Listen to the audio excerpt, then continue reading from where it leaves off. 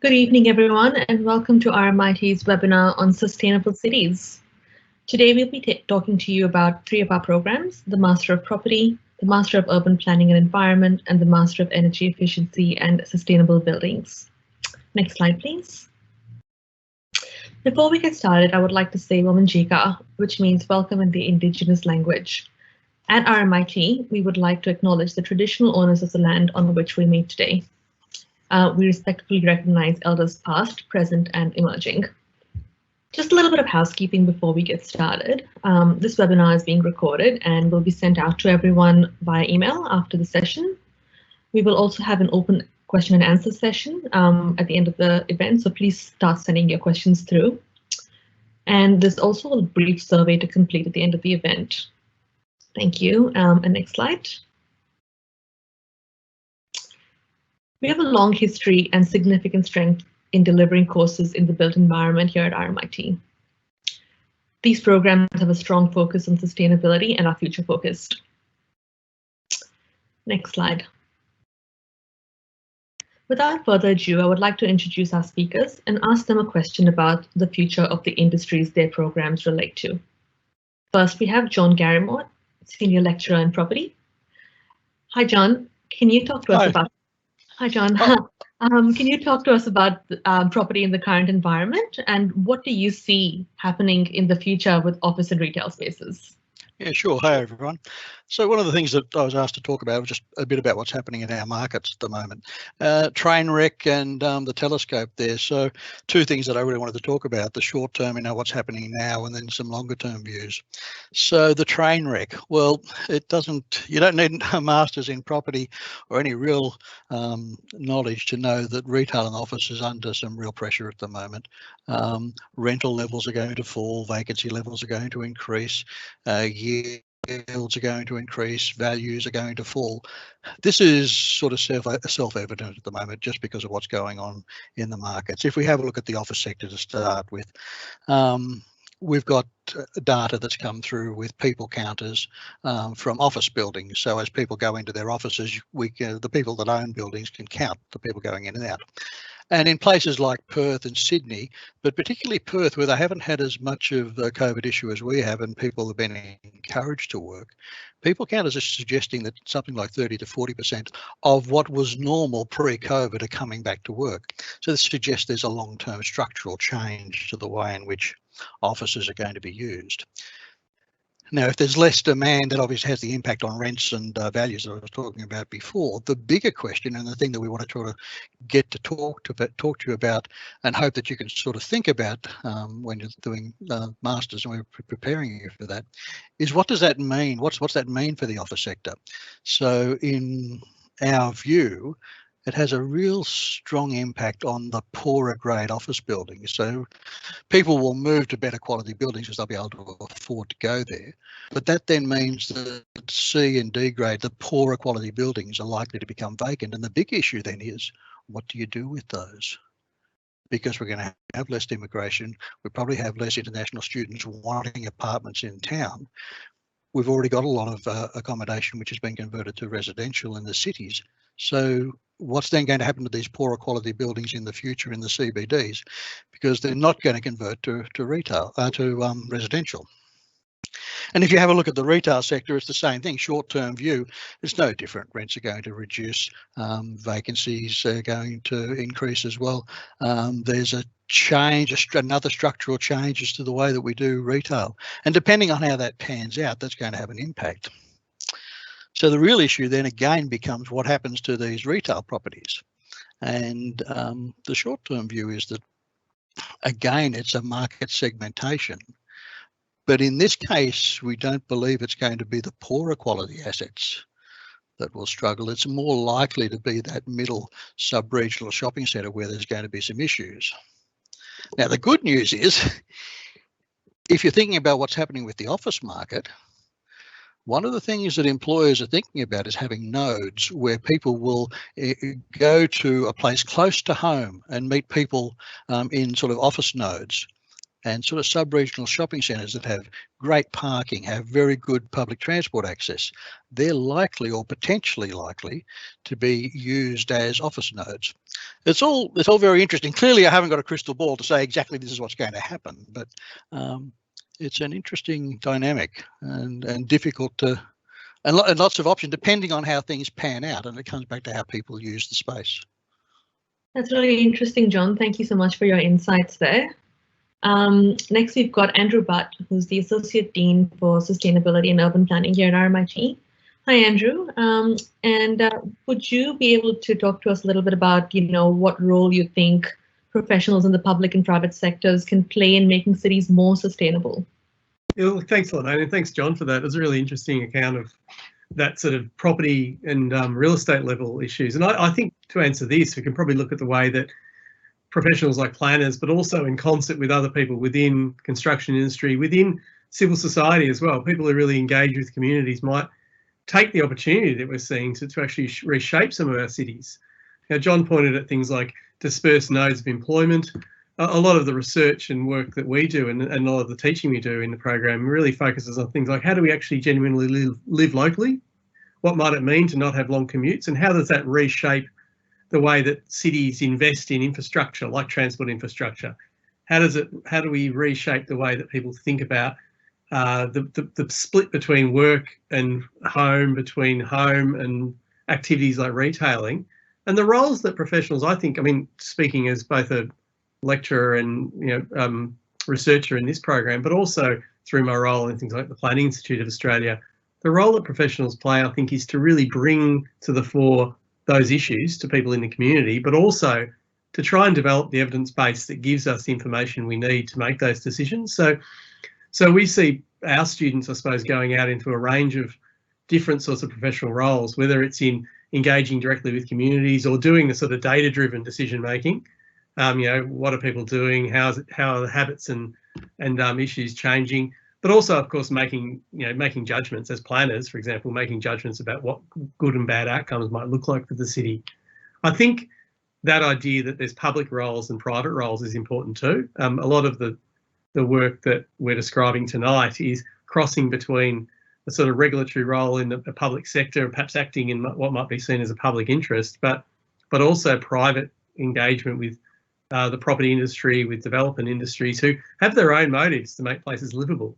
And John's pointed to some of them, making places that are actually desirable because they're the ones that are going to get the market share in the long run. And of course, making them places that people want to be also proves that there's a public interest in doing that. So I think that engagement between the two is really important.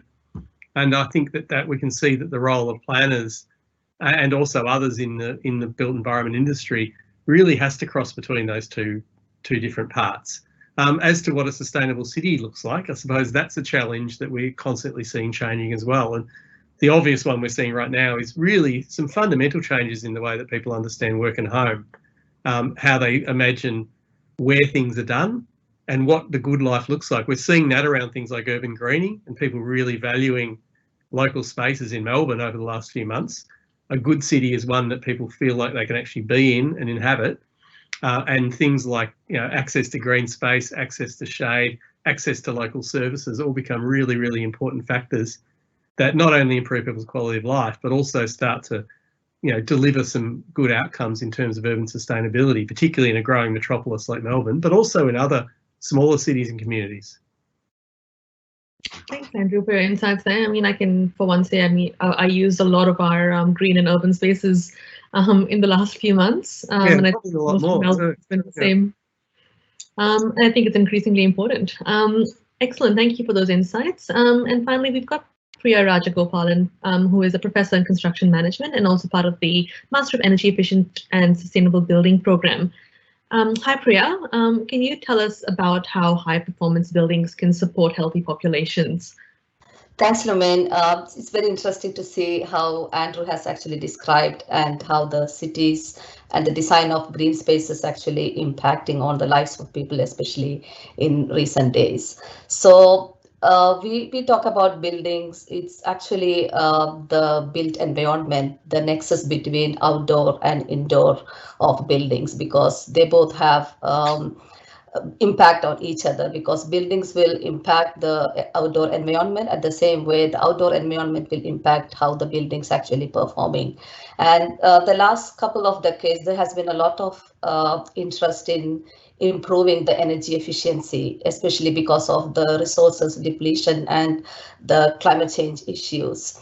And as a result of that, what we have seen is buildings focusing much more on the energy efficiency at the expense of providing less quality spaces, particularly the indoor environmental quality is being compromised.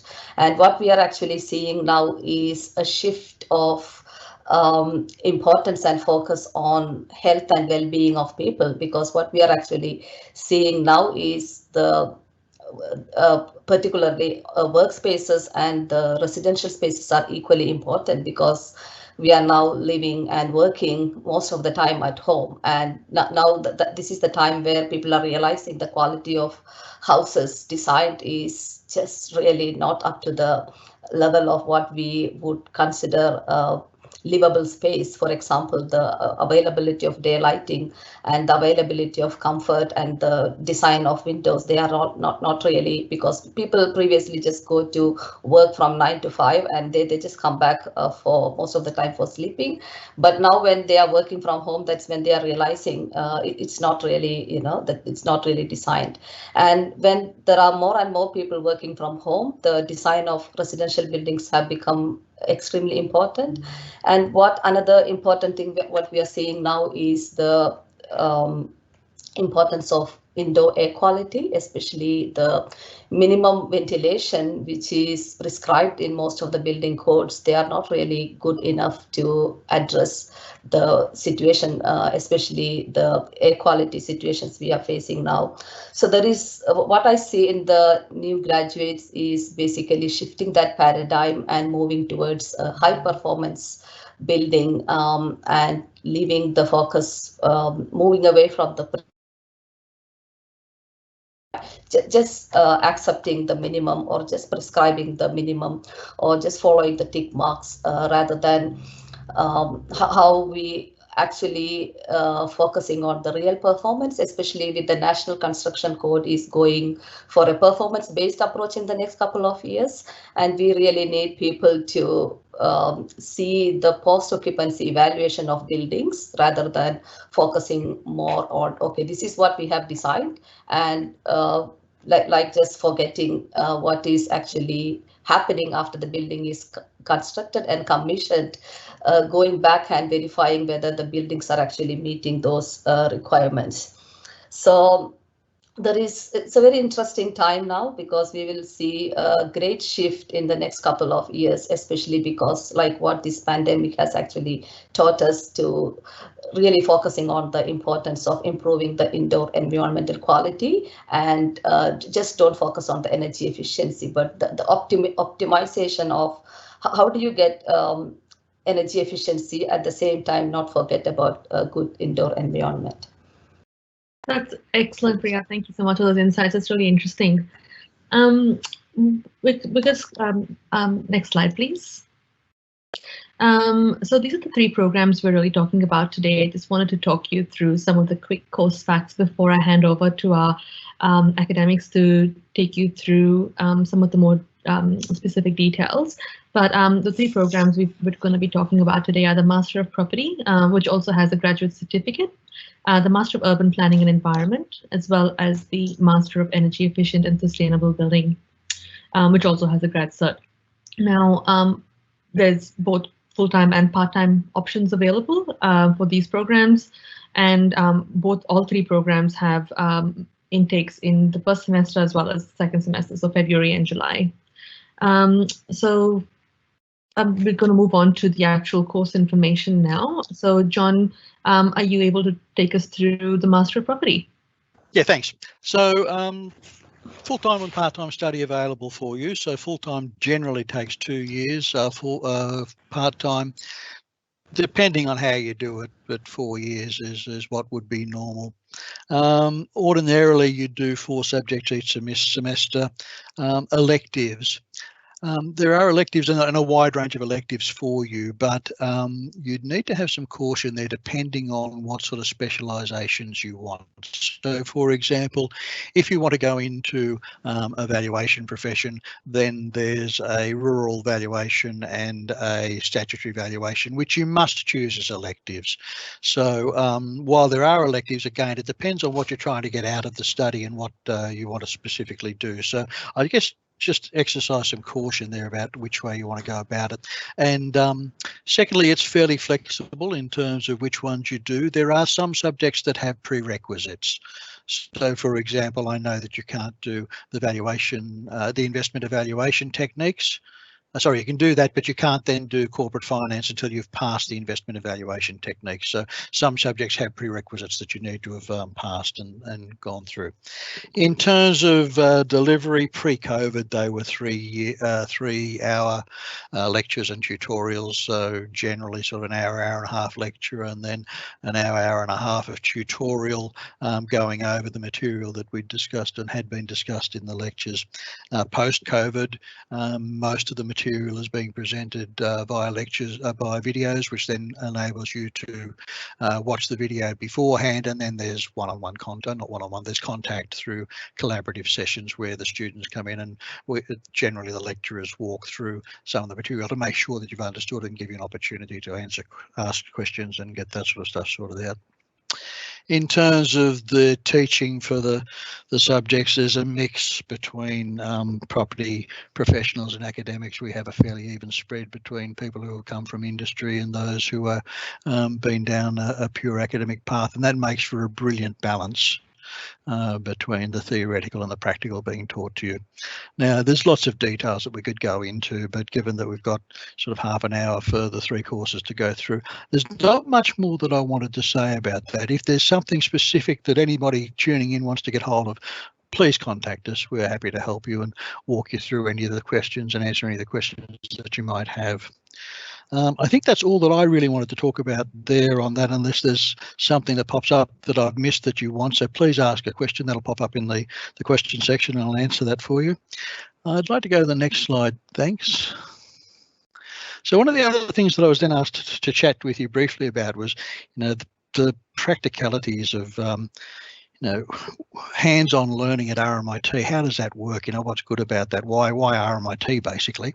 And rather than me talk about that, I thought it's much easier for me to get, and better for you indeed, to hear from one of the students, and it helps breaks up the presentation. So could we run that video, please?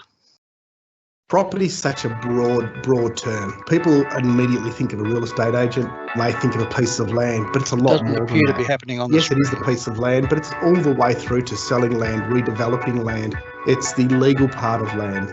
The reason for selecting RMIT was the practical nature of it. You worked in groups, you worked with practical examples. From an industry point of view, everybody that we were involved with was from the industry. So again, it was a lecturer that, took you onto a building site to have a look at how construction worked. It was an engineer, it was people that had built the MCG, people that had built Amy Park.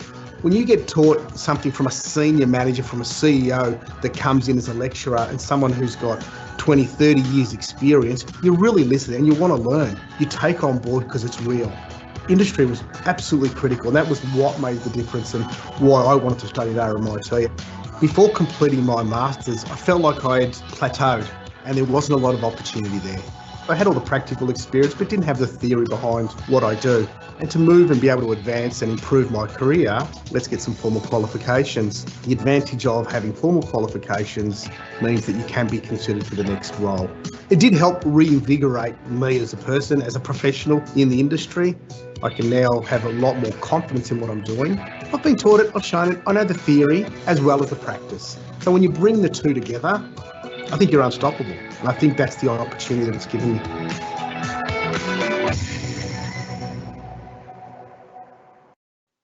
Thank you. So Peter was one of my students, and he's very pleased with the way it turned out for him. It's a very practical course that comes through. The other things that I've been asked to chat about was the global recognition, the accreditation and career opportunities.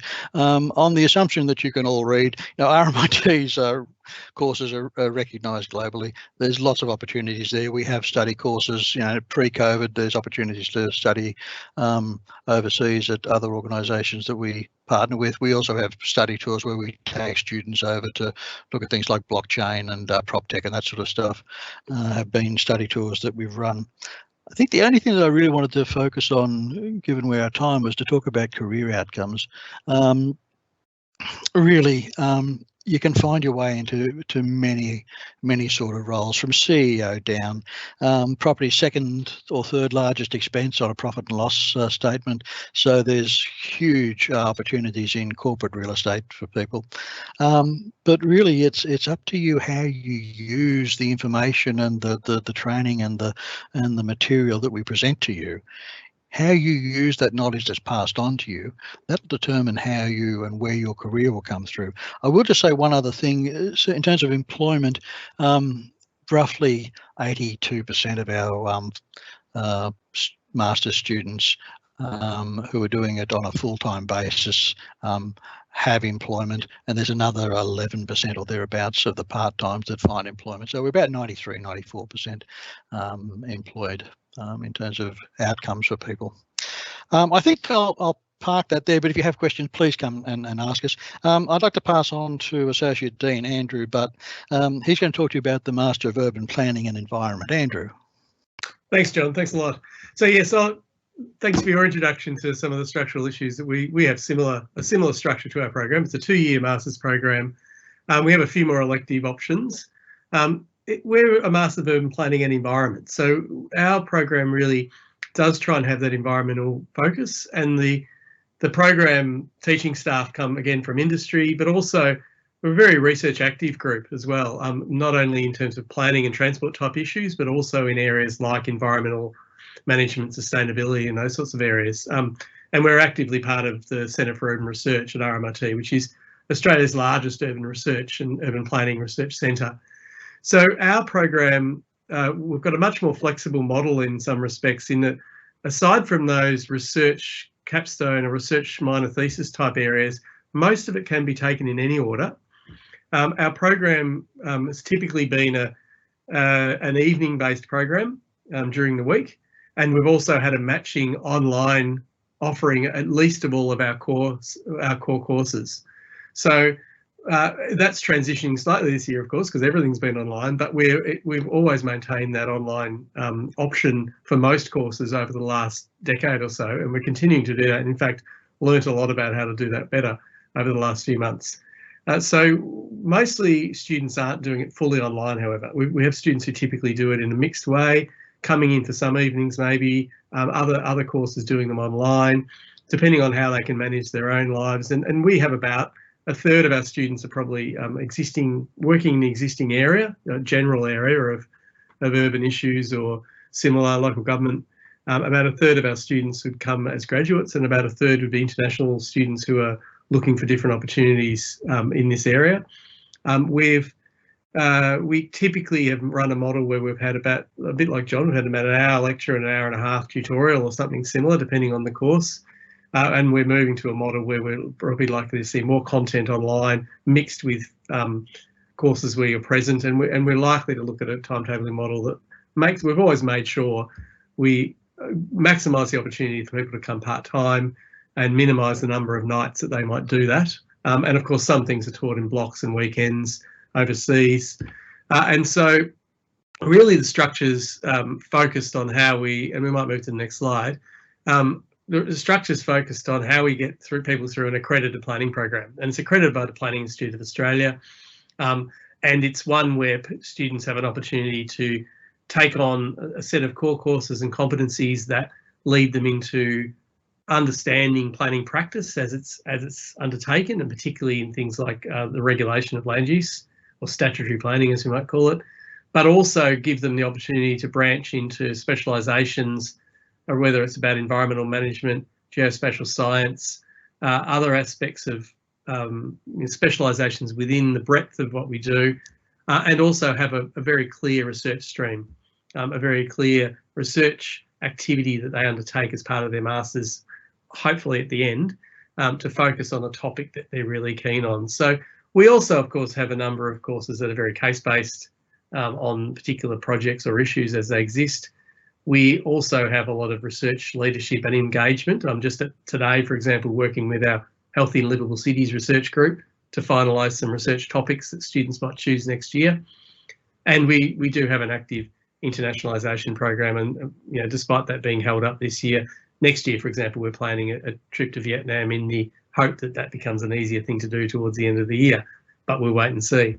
So the employment outcomes for our students are pretty broad, and looking at a couple of questions people had there, I mean, Fiona had asked how it might further careers. Well, I suppose we have people who come in who are working in existing planning roles or similar roles and see this as a chance to somewhat specialise, or, as the video explained, perhaps to have a set of skills that might be either more contemporary or advanced because they see themselves as advancing in those roles.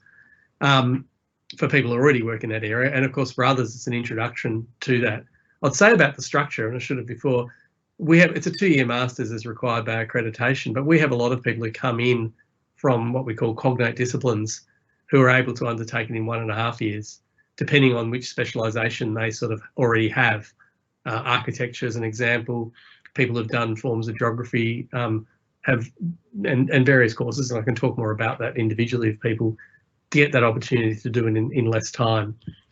And overall, I feel that it's clearly an industry-focused and professionally focused degree, but perhaps unlike our undergraduate version, gives a lot more scope for breadth and a lot more scope for people to take a pathway that suits them, because it's assumed they've already got some underpinnings through their undergraduate program. While I'm here, I might as well answer that question about CSP places. We don't presently have CSP places for the program, but we do in terms of employability. I'd say that we have quite good employability, upwards of 85%, and similar to John's. And I know from my own engagement with people, including student placements this year, that we have seen quite a lot of maintenance of employability and growth of employability in the industry. And we're anticipating that's going to continue, without knowing the future, anticipating that's continuing, because we're seeing a lot of investment from government in particularly in project infrastructure. And so a lot of our students are finding themselves in roles that are connected particularly to, we have students who are going into level crossing removal projects and going into transport projects, as well as dealing with the growth of local government permits and amendments to permits. Some of that is driven by the sorts of investments we're seeing and likely to see from government. But of course, it's uncertain times. And so we always have to keep an eye on that and what it really might mean. But we do have strong employment outcomes for students, I feel, and particularly in comparison to so many other sectors of the economy. I think that's mine, and I'm introducing Professor Priya Rajagopalan, who's the Program Manager of the Master of Energy Efficient and Sustainable Buildings. Hi, thanks Andrew.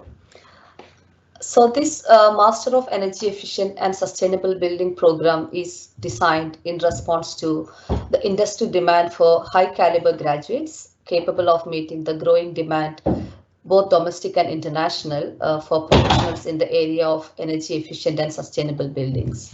So similar to the other two programs, this takes 2 years to complete full-time or 4 years for part-time. And there is an option for graduating with a graduate diploma after 1 year of full-time study, and then probably coming back at a later stage if you're interested in completing or upgrading to a master's level study. So the courses, they are a unique blend of courses that focusing on the key principles and practices of sustainable building design and how to deliver environmentally sustainable buildings, infrastructures and developments. So the first year's courses are basically reinforcing the fundamentals of and the theory and fundamentals of energy efficiency. And most of the students we have, they come from various backgrounds, including architecture, civil engineering, mechanical engineering, or electrical engineering, some of them interior designers, and sometimes come from not very much related background too, very few of them actually. And the courses are offered during the evening after, like most of the other master's program, and it's offered in a blended format, mostly a combination of face-to-face and online delivery. And there could be sometimes intensive face-to-face contents, and this is basically to ensure that the busy working professionals can make the most of this unique learning opportunity. And the second year courses, you have a pathway, a research pathway too. And depending on what is your interest, whether you want to go to follow an industry pathway, you can take courses such as Sustainable Building Design Project and Sustainable Building Investigation, where you actually work with on an industry project, which is made from a number of options available to you. And you will be working with an academic supervisor and sometimes an industry supervisor to address a problem, a hot topic, which is quite important in this area. And if you wish to take a research pathway, you can do in the second year, first semester, research investigation 1, where you are actually looking at the basic about doing research methodology and the literature review part of the research. And then you are following it up in the second, the final semester with double credit point for research investigation 2, where you are actually doing a research project. And one of the interesting thing is we use most of the RMIT, because RMIT has got more than 80 to 100 buildings in the CBD and also in the other parts of Melbourne. So we use RMIT buildings as a living laboratories for our students, because they get to collect various kinds of data from the RMIT buildings to understand and assess and analyze how those data actually, what those data actually mean in the context of sustainable buildings. And next slide, please. Okay, so there is a lot of hands-on learning here, and it has got extensive and advanced knowledge and technical skills required to design and assess energy efficient and sustainable buildings. So there is a comprehensive understanding of the context, both the social, economic, and technical context for sustainable buildings, the principles and practice, and how do the industry actually tackle these problems. They're given a real importance in all of the courses. So the unique aspects of the course is the interdisciplinary nature. So as we all know, it's in the design, construction, operation, and refurbishment of sustainable buildings require professionals to work in multidisciplinary teams who with a wide range of skills and backgrounds. So the graduates will actually get advanced knowledge in the field of integrated sustainable design practice, because we give a lot of importance in how do you bring all the stakeholders together to address the problem and make it acceptable to all the stakeholders. So there is a lot of multidisciplinary teams in many of the courses. And you will also get practical experience in various sustainability assessment system. As you, some of you probably know, all the assessment system, both nationally and internationally, they keep changing. And it's a very complex and dynamic nature with this assessment system. So we will be having some live projects and hands-on practical experience in tools such as local like Green Star Natters, Neighbors, and international tools such as Well Rating System and Passive House, which is recently, which has got a lot of attention in recent years, and also some of the sustainable assessment tools in the planning process. And there is the academics are actually research active, and we got the Sustainable Building Innovation Lab, where most of the academics actually belong to, and RMIT, our school actually got for the Australian Research Council rating of above exceeding the limits of in research active academic staff. And all the staff have got good national and international standings. And as I mentioned earlier, there is an opportunity to work with real or simulated industry projects, and we bring in industry professionals in giving guest lectures, or even they are sometimes part of designing the courses and assignments. And some of the projects are actually live projects, which we work along together with industry professionals. And they come and share their experiences and also provide feedback in some of the assignment presentations. And for that, we're going to move to the Q&A portion of the evening. These are just some of our industry partners that we work with. There's a number of them, but these are just a few that we work with. We've got a few questions from the audience that we'd love to get to now. I might start with Andrew because you've got this too. It's a two-part question. So I'll start with how will a master's in urban planning environment help me further my career as a planner? And the second part of the question is, what advantages does RMIT's Master of Urban Planning have over other universities offering a Master of Urban Planning? Yeah, thanks, Lorraine, for that. And thanks for the questions there. I think to answer the first one first, if you like, and I sort of hinted at this, I think a little bit at the beginning, Fiona's question there. To me, I think the main issue here is that, of course, planning professionals, particularly in local government planning professionals, might come out of an undergraduate planning degree or through a master's. We offer both of those, and they're both accredited, a 4-year undergraduate and a 2-year master's. I think what we might find is that the students that come out of the master's program tend to have probably a greater breadth of work in that immediate graduate phase. Most of the people who come out of the undergraduate program tend to end up at least initially working in some sort of statutory planning or regulatory planning type roles. I think the demonstration of the sort of research roles that a lot of students take, and particularly because they're able to capitalise on some undergraduate expertise, means that they've got a slightly different kind of flavour to the sort of work they have. And I think for people who are already working in the field or in a sort of similar field, I think the opportunity is often one to kind of clearly state the expertise that they have in that role, but with a particular sort of flavour or branch. And I from my own experience, I see quite a number of students who come in who've maybe ended up in a role in a similar planning or similar environmental management type role in time, but they are able to take on a particular kind of level of expertise in an area within the broader field of planning after having completed the program. And that compares a little bit differently to graduates. The second question there for me, I suppose, sorry to leave that one out. The second question there for me is really, what's the difference? Well, I mean, advantages, well, I could talk about the differences. It might be fairer to talk about the differences. We are very much about urban planning and environment. So we are a sustainability and urban planning unit, and our research centre associated with this is about urban sustainability really broadly.